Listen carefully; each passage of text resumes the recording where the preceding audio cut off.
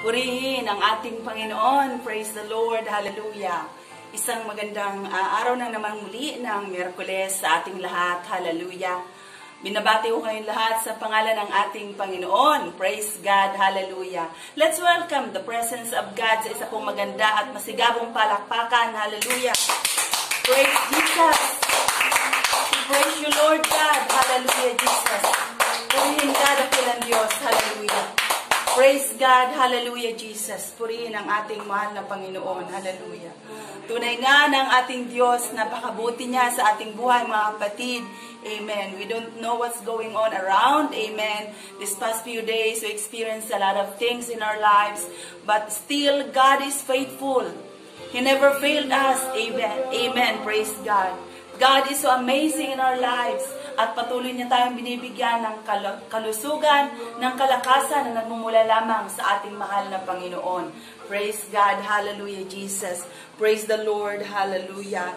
At aking binabati sa ngalan ng ating Panginoon, ang bawat isang nandito na kasama natin. At alam ko na maaga pa ay nag-send na ng kanilang mga picture bilang patotoo na sila po ay excited na makibahagi sa ating gagawin na midweek.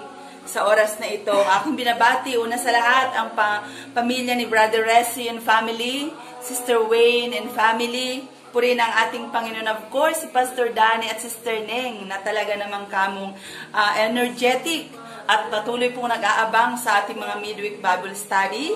Of course, kay Pastor JL and Sister Jessica, thank you so much for being with us tonight. Kay Sister Virgie, Sister Rosel, Sister Merla, and Brother Earl na talaga namang kamong always present. Amen. Brother Tupi and family, Brother Arman and family, at sa iba pa na alam ko naman siguro na ang iba ay nagre-ready na ng kanila pong mga sarili. Praise God. Dapat po sa atin, right on time tayo lagi sa gawain ng ating pong Panginoon. Amen. Praise God. Hallelujah, Jesus. So, sa muli mga kapatid, if you have your Bible, turn with me in the book of Psalms. Praise God. Psalms 103 verses 1 to 5. Praise God. Hallelujah. And I'm so excited sa salita po ng ating Panginoon. A while ago, habang po sila Brother Jeff ay nagsimula po sa praise and worship at maging sila Sister Glo sa kanila po mga binibigyan ng mga patotoo. It really connected, mga kapatid, sa salita po ng ating Panginoon na pag-uusapan sa araw na ito. Praise God. Hallelujah. Praise the Lord. Psalms 105 verses 1 to 5. 103, sorry. Ang sabi niya rito, "Bless the Lord, O my soul, and all that is within me. Bless His holy name. Bless the Lord, O my soul, and forget not all His benefits. Who forgiveth all thine iniquities, who healeth all thy diseases, who redeemeth thy life from destruction, who crowneth thee with loving kindness and tender mercies, who satisfieth thy mouth with good things, so that thy youth is renewed like an eagle's." Praise God. Hallelujah, Jesus. Thank you sa pagkabasa ng salita ng ating Panginoon. At tayo pong lahat ay yumuko at hilingin natin ang gabay ng ating mahal na Panginoon. Hallelujah, Jesus. Purihin ka, dakilang Diyos. Thank you so much, O Lord God, once again, for the reading of your word, O God. Hallelujah. Once again tonight, O Lord, open our heart, O God, our understanding, O Lord God. Help us to realize, Lord Jesus, every benefit, O Lord God, that you bestow upon to your people, O Lord God. At patuloy kang manguna, Panginoon. Help us to realize, O Lord God, that you've been so faithful in so many ways. Salamat, Panginoon, O God, for your tender mercies, O Lord God. Thank you, Lord God, for you are the forgiver of our soul. Thank you, Lord Jesus, for you are the provider of every need, O Lord God. Thank you so much for everything, O Lord God. Hallelujah, Jesus. We cannot ask anything from you, Jesus. Ang lahat ng bagay sa amin, Panginoon, O God, ay nalalaman mo, Panginoon. Walang mga bagay kami, Panginoon, O God, na hindi lingid sa iyo, Panginoon. Everything is naked into your sight, my Lord. Thank you once again, O Lord God, tonight. At sa iyo po namin itinitiwala ang midweek na ito, Panginoon. Na ikaw po ang manguna sa amin po mga gagawin. Basbasan mo lang bibig na yung lingkod, Panginoon. Sapagkat nalalaman mo, Lord God, I'm limited in power, O Lord God. But I am serving the God who is powerful wonderful, O Lord God. Thank you so much for everything, O Lord God. Hallelujah. And we invite your holy presence, O Lord God, your sweet spirit to be in our midst tonight. We love you, Lord Jesus, and we claim all the blessing and healing, O Lord God, upon your word. In Jesus' lovely, lovely name. Every God's people say amen. Hallelujah, amen. Jesus. Hallelujah. Praise God, praise God, praise God. Hallelujah. Isa pong napakagandang talata na binigay po sa atin ni Psalm ng ating pong psalmist na si David, na kung saan ang sabi niya, mga kapatid, bless the Lord, O my soul. Bless His holy name. Amen. Ibig sabihin, mga kapatid, patuloy po nating pagpalain ang pangalan po ng ating Panginoon. Ang ating pong kaluluwa ay dapat magpupuri sa ating mahal na Panginoon. Amen. Praise God. Isang maganda, mga kapatid, na nais ko pong bigyan ng title ang ating pong mensahe sa gabing ito, the word benefits. Everybody say benefits. Benefits. Amen. Sino ang gusto rito ng benefits? Amen. Amen. Praise God. Alam ko sa bawat isa sa atin, mga kapatid, na gustong-gusto po natin yung benefits, di po ba? Amen. Kapag ka ikaw ay nagtrabaho na matagal sa isa pong kumpanya, time will come kapag ka ikaw ay nag-retire, meron po tayong mga benefits. Amen.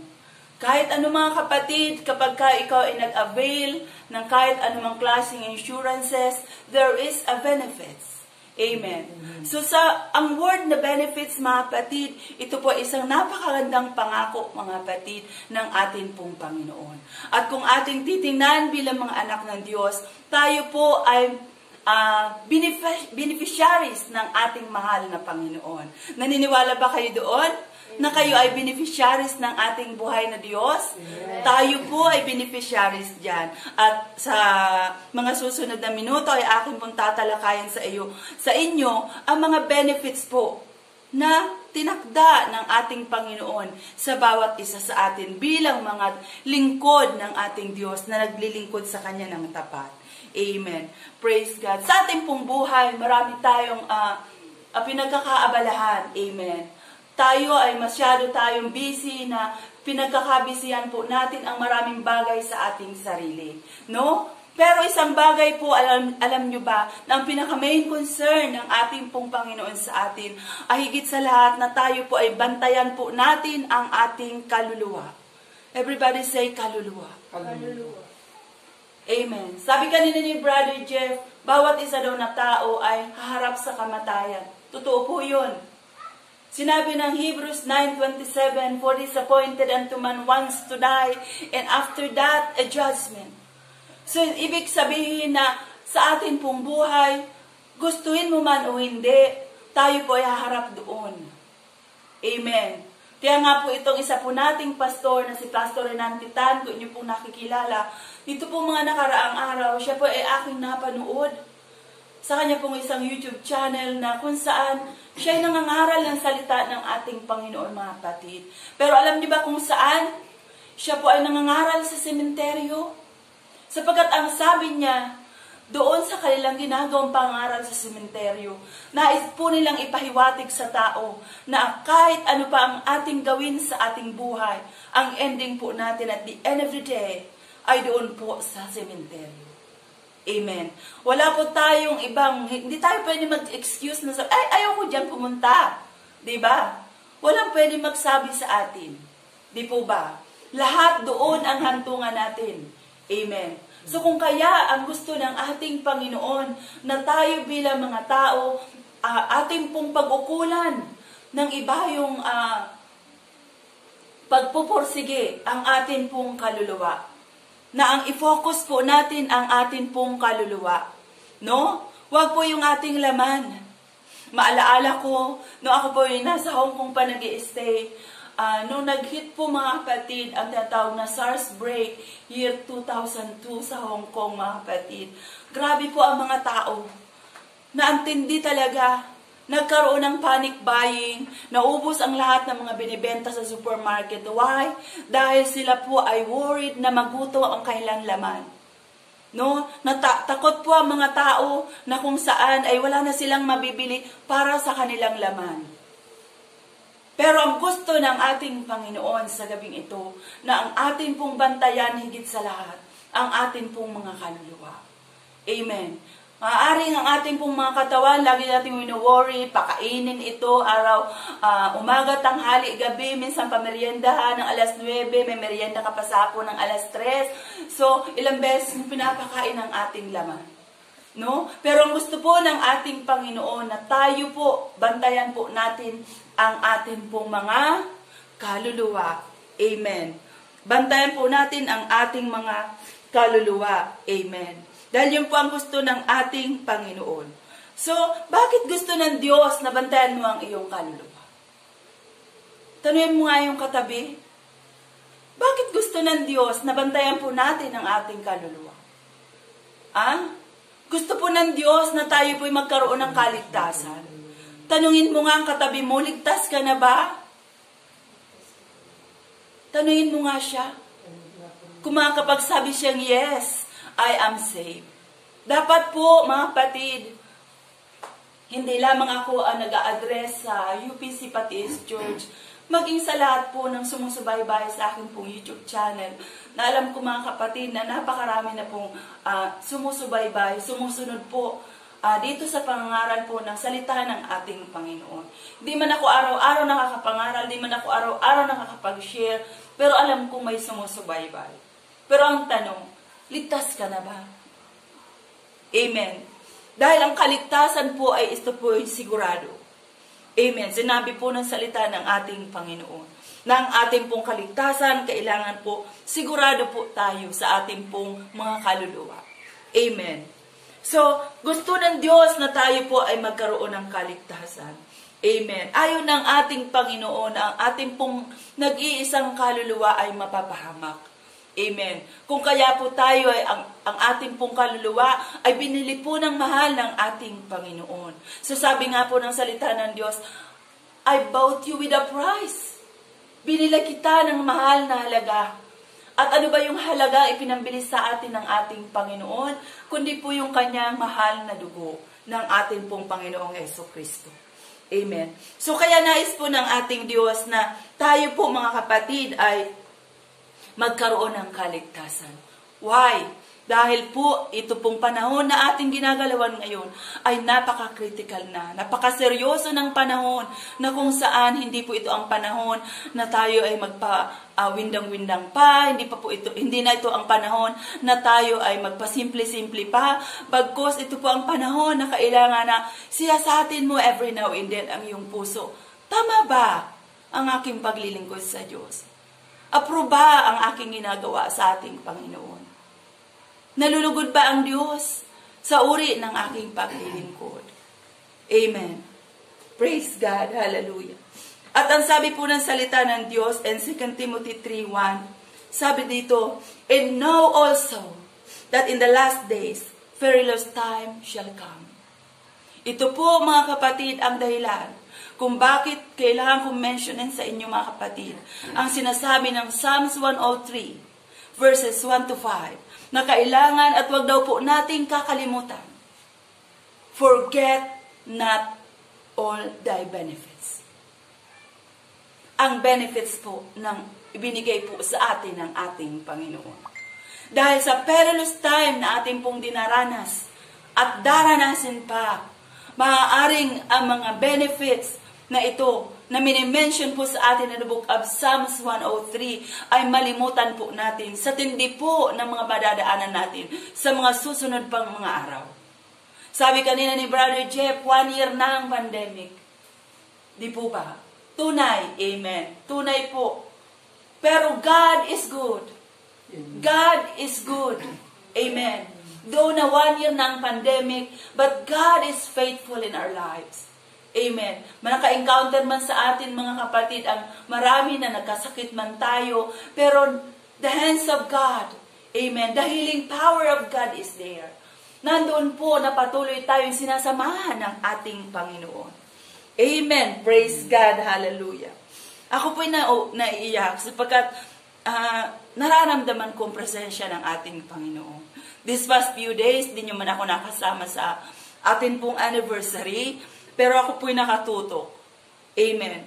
Nakatutok pa ako online at sabi ko nga, napakaganda ng mensahe na dinala po sa atin ng ating Panginoon during the anniversary. This is a wake-up call to every one of us. Natin pong mapakinggan ang ganong katinding pangangaral para po ang bawat isa sa atin ay ma-remind o di kaya yung ibang wala pa talagang alam ay malaman. Malaman po natin ang mga itinakda po ng ating Panginoon. Amen. Praise God. Hallelujah. At sa gabing ito mga kapatid, excuse me. Praise God. Hallelujah. Sabi rito, ano ang kaugnayan ng perilous time sa ating kaligtasan? Napakalaki mga kapatid. Sapagkat kapag dumating na po ang perilous time, kahit po tayo mga nanampalataya ng ating Panginoon, kahit na tayo mga tinawag na niligtas na ng ating mahal na Panginoon, kapag hindi po tayo mag-ingat, may tendency na malimutan po natin ang mga benepisyo na inilaan po sa atin ng ating mahal na Panginoon. Praise God. Hallelujah. Ang bawat isa sa atin mga kapatid, bilang anak ng Diyos, tayo po ay may benefits na ipinagkaloob po ang ating mahal na Panginoon. Ano yun? Number 1. The benefits na ibinigay po sa atin ng ating Panginoon, sinabi na po ng 1 John 1:9, who forgiveth all thine iniquities. Sino po ang nagpatawad sa ating kasalanan? Ang atin pong Panginoon. That is the benefit, mga kapatid. Sa ating pong paglilingkod sa ating Panginoon, isa po yan sa benepisyo na tayo po ay patawarin ng ating Panginoon. Naranasan nyo na tayo po ay nagkasala sa ating Panginoon? Na parang tila baga tayo ay walang mukhang iharap sa ating Panginoon? We feel guilty?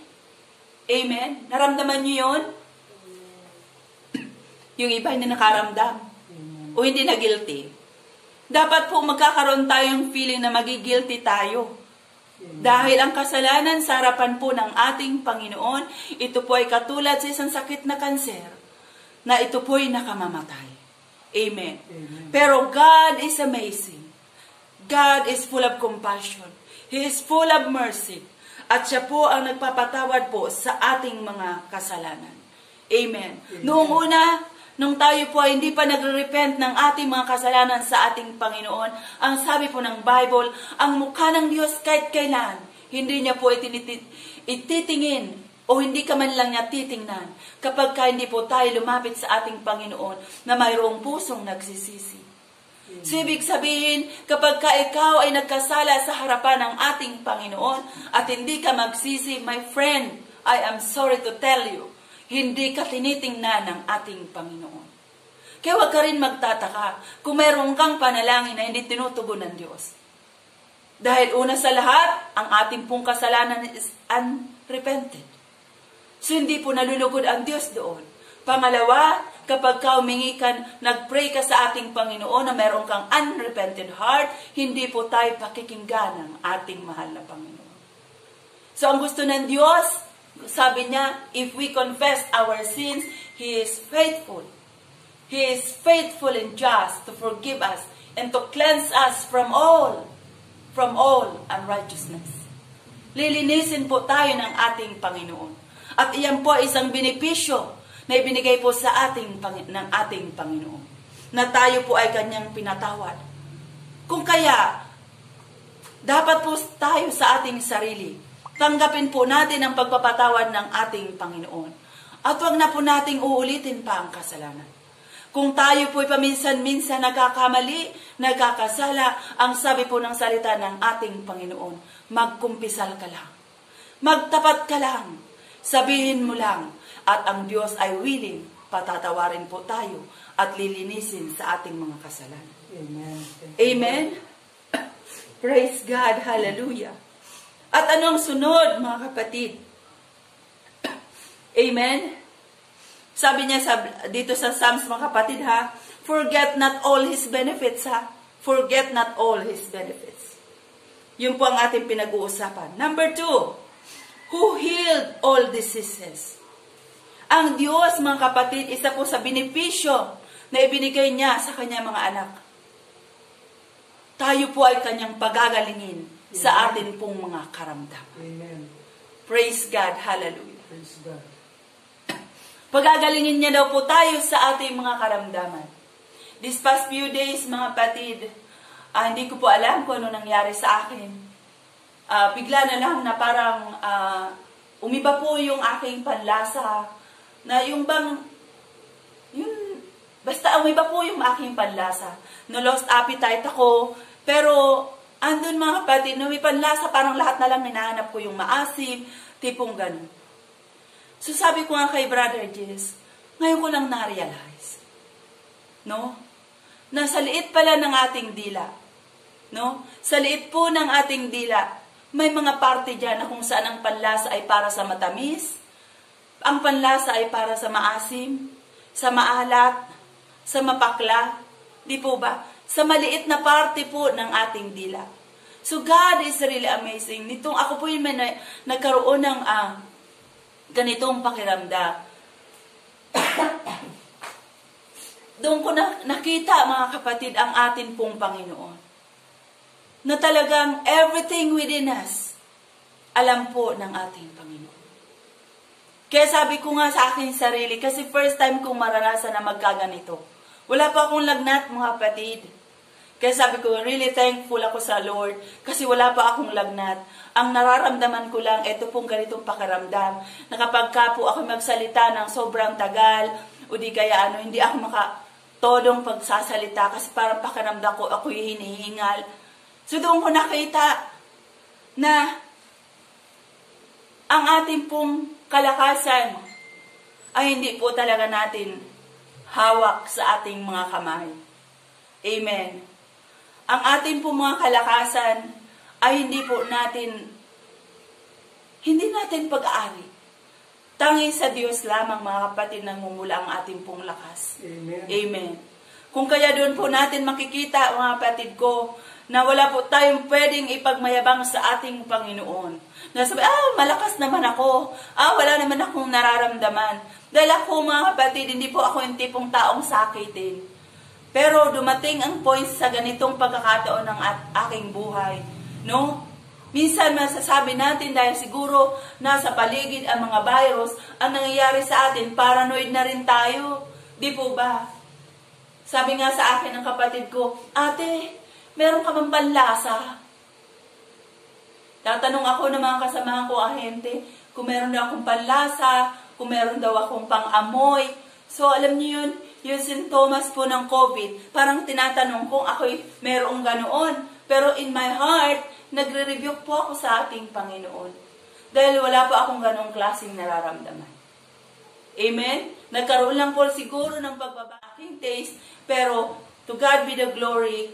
Ito po unti-unti na mga kapatid. Kaya sabi ko, Lord, huwag mong paintulutan na magiging hadlang ang mga ganito sa mga gawain ng ating Panginoon. Kahapon, hindi po kami nakapag-attend sa ating pong Bible study sapagkat nagkaroon po ng aberya ang aming pong internet connection.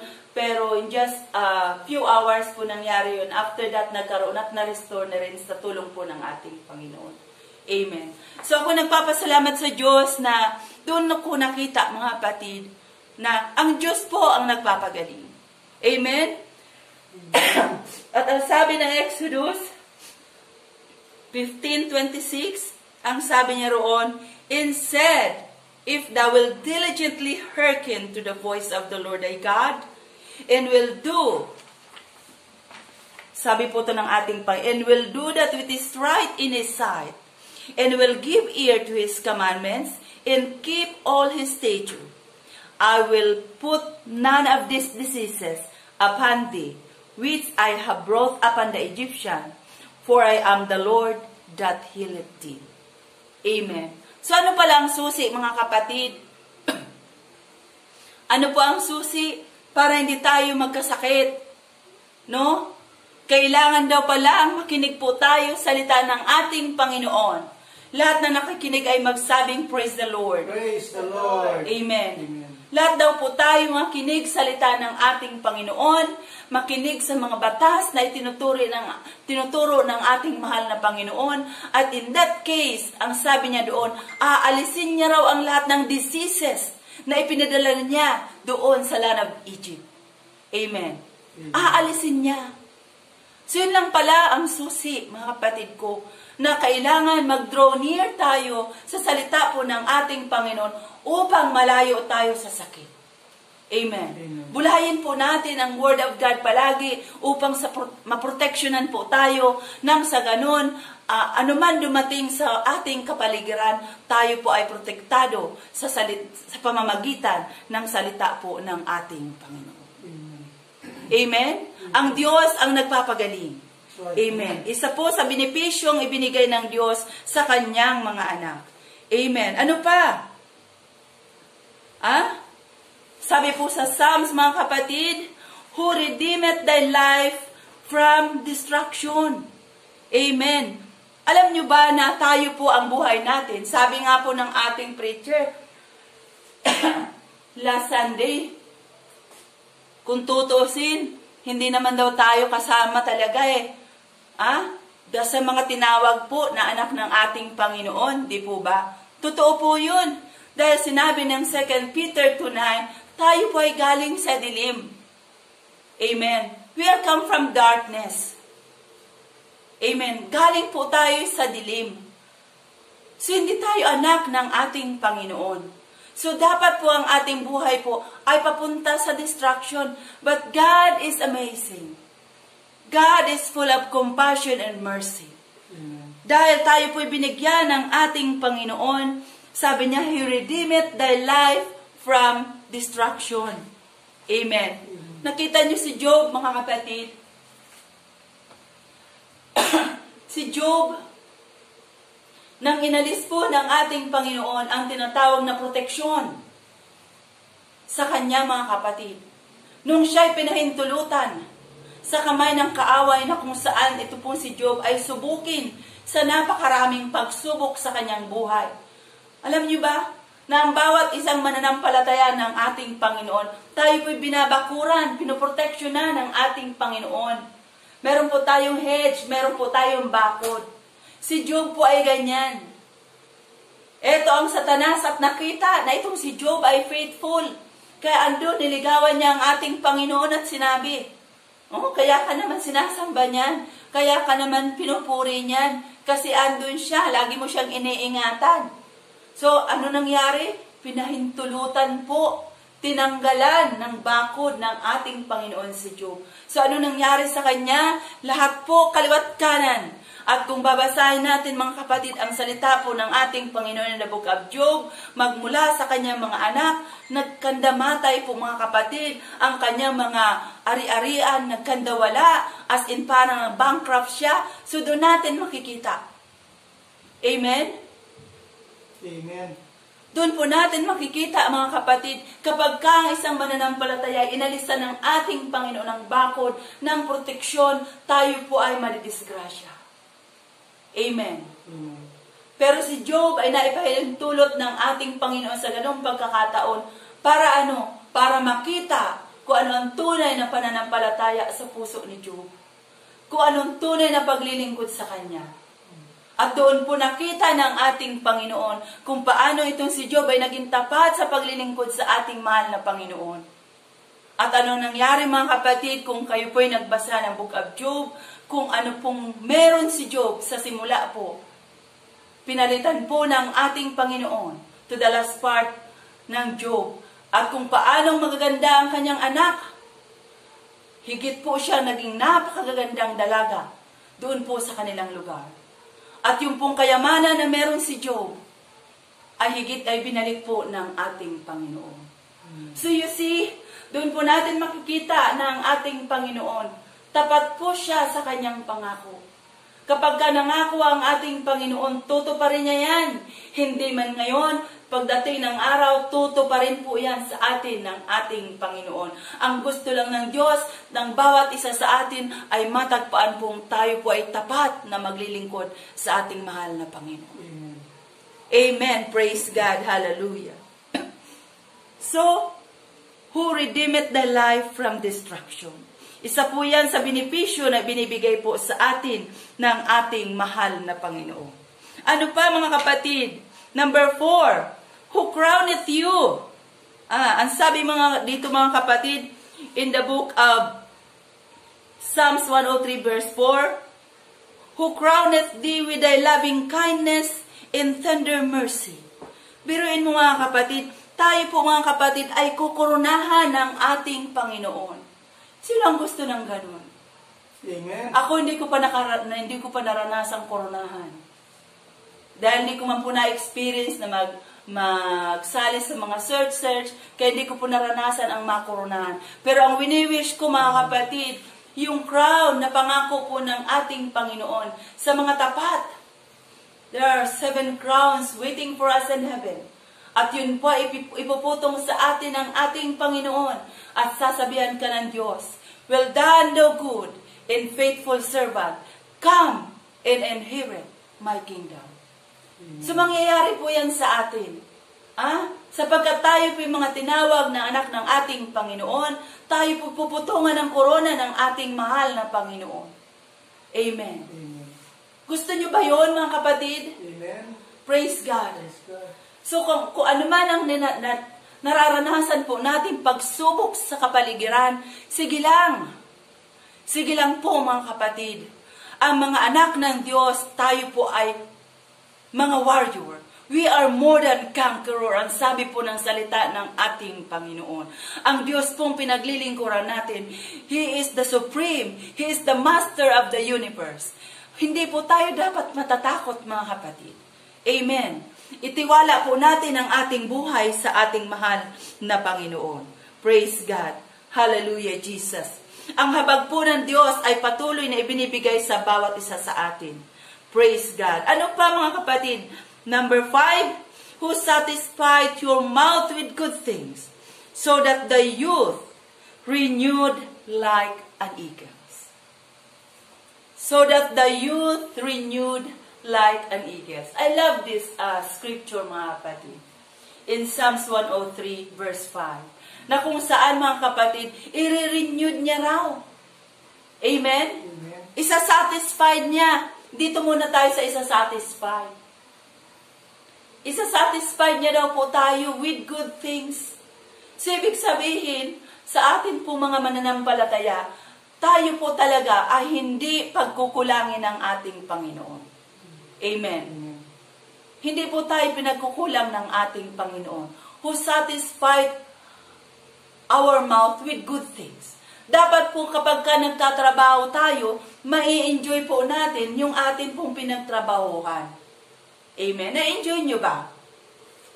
Brother Tupe? Na-enjoy mo? Na yung pinagtatrabahuhan mo, na-enjoy mo? Nakita ko si Brother Tupe, ang dami niyang pananim na gulay. No? Na-enjoy niya eh. Diba? Hindi niya lang na-enjoy, sinare niya pa. Dahil siguro ang dami-dami, iyan nakapagbebenta pa. Tama ba, Brother Tupe? No? So, ang gusto ng ating Panginoon, ang ating pong fruit of our labor ay ma-enjoy po natin. Why? Dahil may mga tao, mga kapatid, na sila po ay nagtrabaho, sila po ay nagkaroon ng kita, pero hindi nila na-enjoy. Bakit? Dahil may mga tao po, mga kapatid, na kahit ang limpak na ang kailang pera, ang ginawa po nila ay tinatago nila ito sa baol, no? Hala, ipinail ng ipinail doon, pinadami ng pinadami. May ganyan sa Bible, no? Pinadami niya mga kapatid ang kanyang inilagay niya doon sa isang bodega. Ang kanyang mga ani. Hindi niya man lang in-enjoy. Itinago sa bodega. At nang naitago niya na ang kanyang lahat ng ani doon, sabi niya? Ayan, pwede na akong matulog. No? Pero anong sabi ng ating Panginoon? Hangal.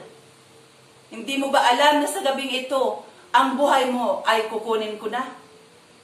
So dumating ang point mga kapatid, na ang kanyang inimbak na kayamanan doon, ay hindi niya rin na-enjoy. So ayaw po ng Diyos niyan. Tayo po ay nagtatrabaho, ibig sabihin, enjoy po natin ang ating pong mga pinagkakitaan. Huwag naman po yung puro tipid, no?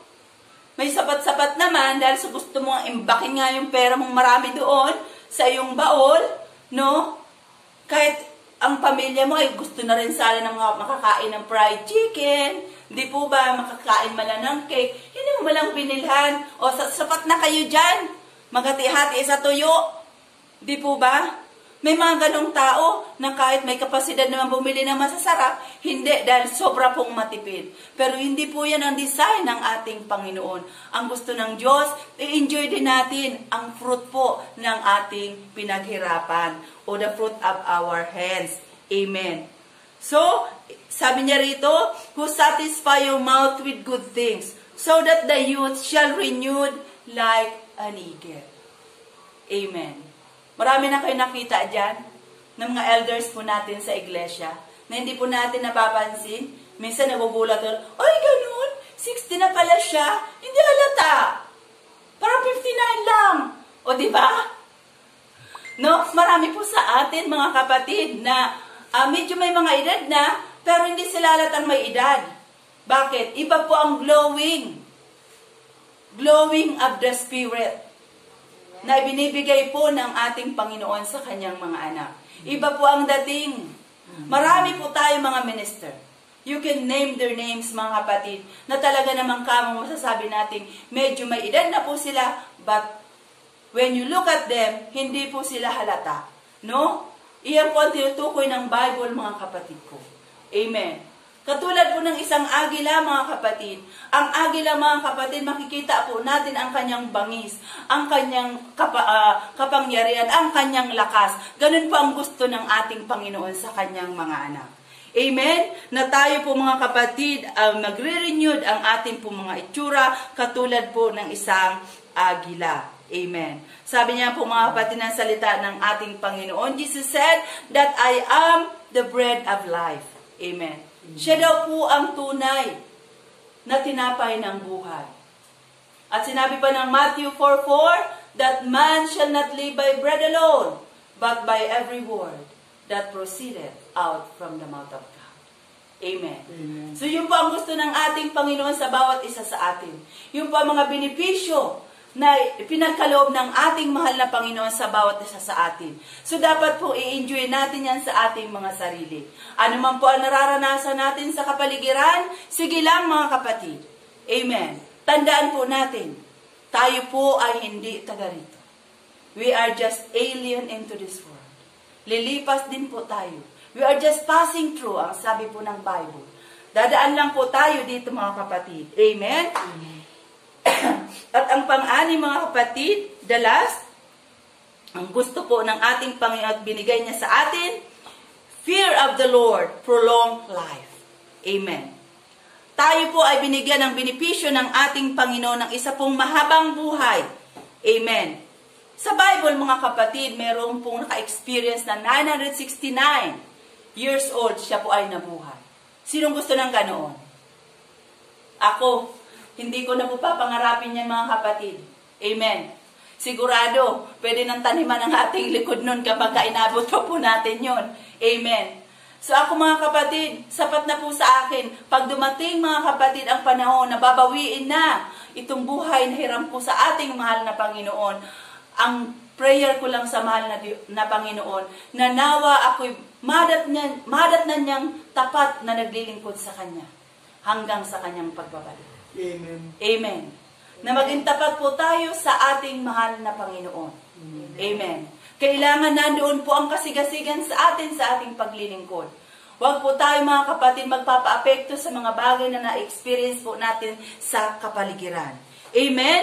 So kailangan magkaroon po tayong fear of the Lord. Amen. Para magkaroon po tayo ng mahabang buhay sa presensya po ng ating Panginoon. Amen. Praise God. So sa akin pong mga kapatid na mga nandito at patuloy na nakikinig, i-encourage po natin ang ating mga mahal sa buhay. Amen. Na ang benepisyong ito na ipinangako po sa atin ng ating Panginoon, hindi lamang tayo bilang mga anak ng Diyos ay maka-experience. Bagkus ma-experience man ito ng ating pong mga mahal na kapatid, ng ating mga kapamilya. Marami pa po tayo mga kapamilya na hindi pa po tinawag ng ating Panginoon. Huwag po tayong titigil. Amen. Ngayon, unti-unti na naman sinisimulan i-lockdown mga kapatid, magkaroon ng curfew.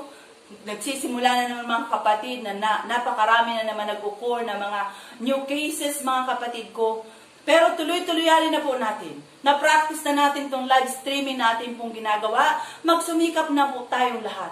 Huwag po tayong papayag na isarado ng iglesia, maging ang ating bibig ay isasarado din. Narinig niyo ako mga kapatid? Huwag po tayong papayag na kung ang iglesia man ay isarado, pati ang bibig natin ay maisasara. Kailangan po mga kapatid, gamitin po natin ang ating mga bibig. Gamitin po natin ang ating resources. Gamitin po natin ang social media. Gamitin po natin ang ating internet connection. Gamitin po natin ito upang maipangaral ang salita po ng ating Panginoon. Amen. Amen. Huwag po tayong magpabaya mga kapatid.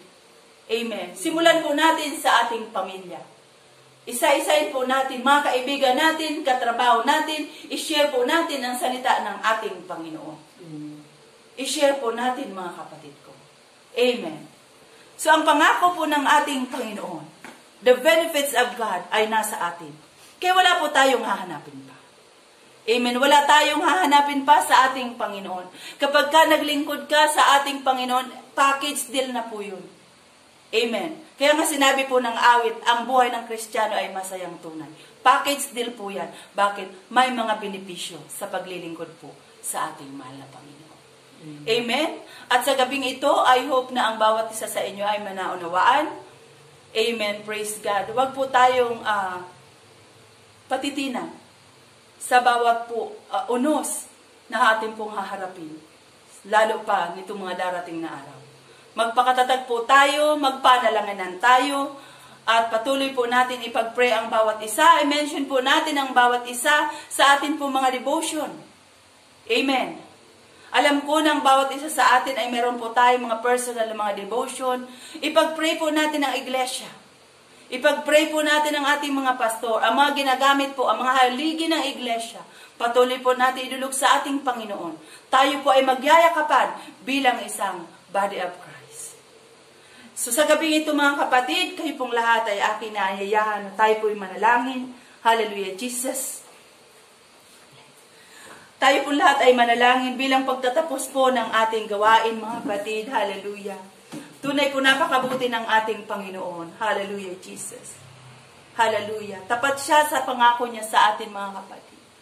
Hallelujah, Jesus. Praise God. Hallelujah. Hallelujah. Hallelujah, Jesus. Thank you, God. Hallelujah. Thank you for this wonderful night, O Lord. Thank you for the power of your word. Thank you, Lord God. Hallelujah. Thank you for your mercy that truly endures forever. Thank you for loving us, O Lord. Thank you for every benefit that you bestowed to your people tonight. I pray, God, hallelujah, that continue to stretch forth your hand to every member of UPC Patis Church, from our pastor, Lord God, and to the last member of the church, O God.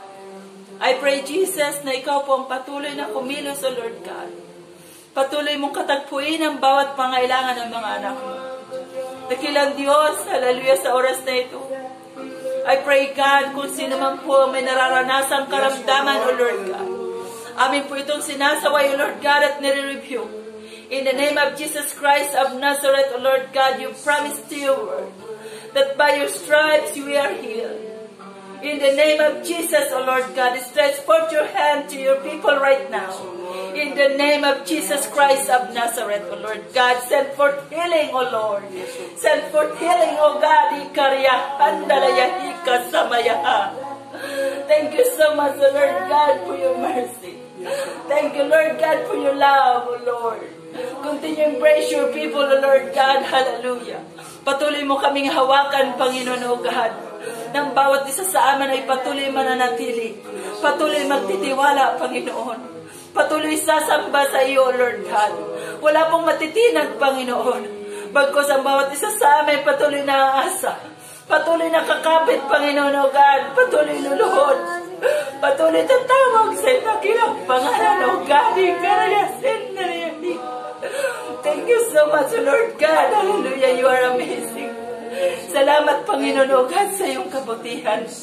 Salamat, O Lord God, sa pagkakataong ito, Panginoon, sa bawat gawain na binibigay mo sa amin, Panginoon. I pray, Jesus, na ikaw ang patuloy na mag-minister, O Lord God. Sa bawat mga nakikinig, Panginoon, online, I pray na ikaw, O Lord God, ang patuloy kumatagpo sa kanila, Panginoon. Save lives, O God, tonight. Save lives, Jesus. Let there be healing, O Lord God. Let there be salvation, O Lord, in the name of Jesus. Thank you so much, O Lord God. Hallelujah. Maraming salamat, Panginoon, O God, sa lahat, Panginoon.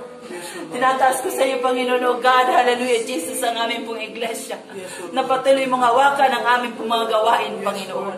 Patuloy mong pangunahan ang aming mga pastor, Panginoon. Patuloy mo silang palakasin, Panginoon, O God. At patuloy mo i-bless ang bawat isa, Panginoon, financially, O Lord. Thank you so much, O Lord God, hallelujah. We honor you, Lord Jesus. At sa gabing ito sa aming pong pag-iwahiwalay, Lord God, patuloy mo kaming bigkisin sa isang Espiritu, Lord God, sa isang layunin, O Lord God, hallelujah. Thank you so much, Lord Jesus. We love you, Lord God. We love you, Lord Jesus. We honor you, Lord God, in the name of Jesus Christ of Nazareth. Hallelujah. This is all our prayer. In Jesus' name, O God, in Jesus' name. Amen, amen, and amen. Praise God, praise God, praise God. Purihin ka. Hallelujah. Thank you so much, mga kapatid, and thank you for being with us. Hallelujah. Pagpalain po kayo lahat ng ating Panginoon. To God be all the glory.